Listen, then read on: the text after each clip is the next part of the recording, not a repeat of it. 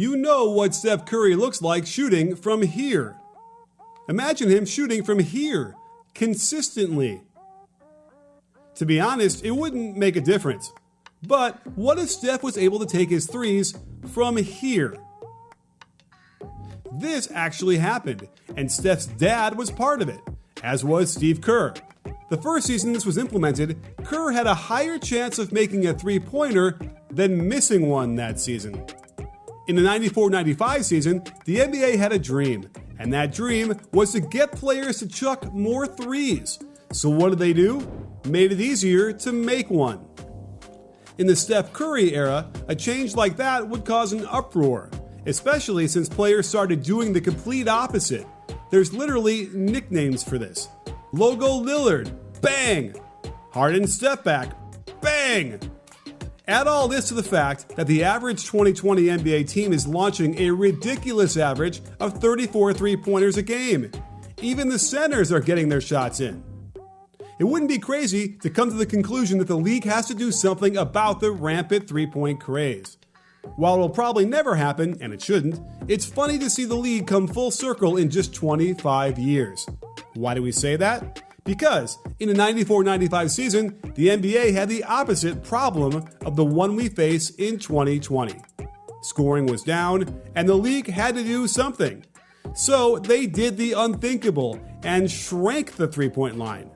This is a ClutchPoints original documentary on the NBA's failed experiment of the three-point line, and how shorter three-pointers actually led to less total points. When the league first introduced the three-point shot in 1979, it was pretty much considered a fad, a gimmick. Old hoopheads were not a fan of this newfangled line being added to a game they loved. It wasn't rare to see entire games pass without a long-range shot being hoisted. The league attempted a whopping 2.8 attempts a game. 2.8 attempts per game. You think Ben Simmons is scared to shoot? Imagine an entire league like him. But the gimmick would catch on. From 1980 to 1994, three-point attempts would only rise. Every single year, there was a slight uptick in teams using the new weapon. But the league-wide problem persisted. Even as threes went up, the offensive numbers stalled. In the 93-94 season, teams were averaging a tepid 101.5 points a game.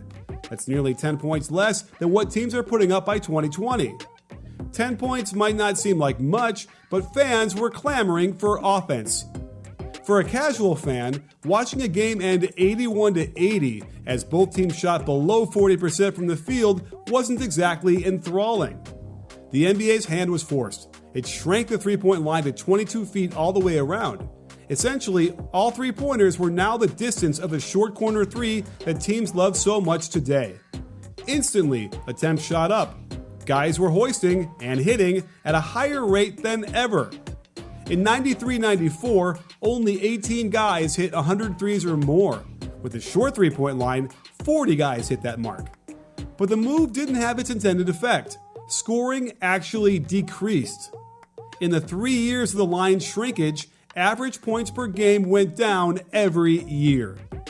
Incentivizing the three-pointer did not mean more players could suddenly shoot three-pointers. So the NBA said, screw it, we're going back to the original. The three-point line was moved back to the same spot as it is today. Just because the line was moved closer didn't mean scoring was going to inherently go up. After all, spacing got all jammed up with everyone closer to the paint. I mean, look at the college game. Ironically, it was a different rule that really allowed NBA offenses to explode. When the league amended the hand check rule prior to 2004-05, it had the exact intended effect that the three-point line move was supposed to cause. The lasting effect of the temporary shrinkage can be seen in the numbers of our favorite sharpshooters who played in the era. Pretty much every single guy who was a known shooter and played in all 3 of those years enjoyed a healthy increase in three-point percentage.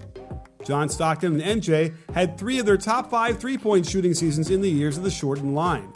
Kerr shot a ridiculous 52% from the three-point line in '94, a record that would only be topped by Kyle Korver in 2009. Chris Mullin, Reggie Miller, and the father of the babyface assassin himself posted 2 of their top 5 shooting seasons in the era of the shortened lines. While all these guys above have a legitimate beef that they were never allowed the ultimate green light like the shooters we see today, they did get a little bit of help for 3 years.